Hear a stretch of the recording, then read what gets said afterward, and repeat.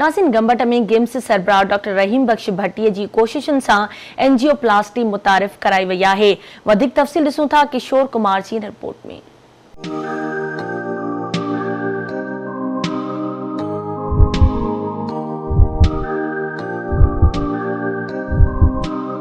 गंबट गिम्स में पहिरियों भेरो गिम्स के सरबराह डॉक्टर रहीम बख्श भट्टी जी कोशिशुनि सां दिल के मरीजन के इलाज लाइ एंजियोप्लास्टी आसानी सां करण लाइ आईवेस जदीद अल्ट्रासाउंड मशीन मुतारिफ़ कराए छॾी।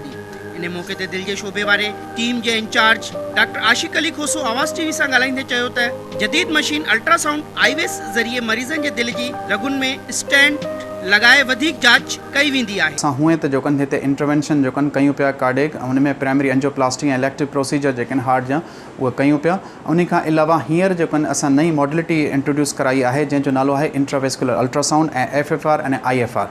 इहा FFR ऐं IFR जे थ्रू इहा चीज़ ख़बर पवे थी त वेदर यानी कि पेशेंट खे स्टेंट करण जी ज़रूरत आहे या नाहे।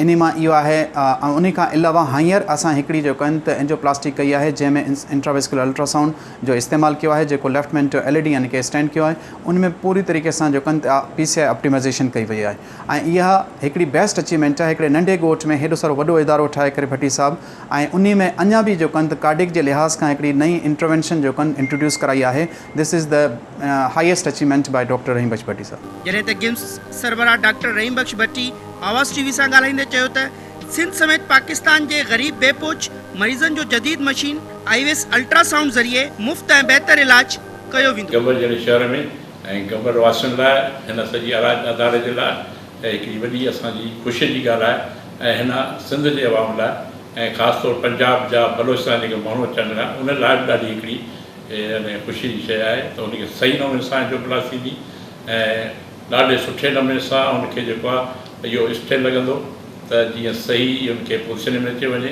ऐं इहो पहिरियों दफ़ो ₹1 लख जो ख़र्चु आहे हिन सिस्टम जो हिकिड़ो एंजियोप्लास्टी जो अलॻि आहे इन सिस्टम जो ₹2 लख वठो अथव जेको असां फ्री पिया कयूं। या लिवर ट्रांसप्लांट आहे, किडनी ट्रांसप्लांट आहे, कार्निया ट्रांसप्लांट आहे, कार्डिक बाईपास आहे। हीअ बि असां हिकिड़ो सिस्टम एडवांस सिस्टम खणी आया आहियूं ऐं जेको असांजा ही माण्हू ख़ुशकिस्मत आहिनि ऐं सिंध जा ऐं सॼे पाकिस्तान जा ईअं ख़ासि तौर ते गंबट जा माण्हू ॾाढा ख़ुशनसीब आहिनि। गंबट मेडिकल इंस्टीट्यूट के सरबराह डॉक्टर रहीम बख्श भट्टी की कोशिशुनि सां दिल के मरीजन के लाइ डॉक्टर आशिक खोसो की टीम आईवेस के नाले से एक जदीद मशीन के वसीले पांच मरीजन जो बेहतर इलाज करे रही है। कैमरामैन आकाश कुमार सां गॾु किशोर कुमार, आवाज़ टीवी न्यूज़, गंबट।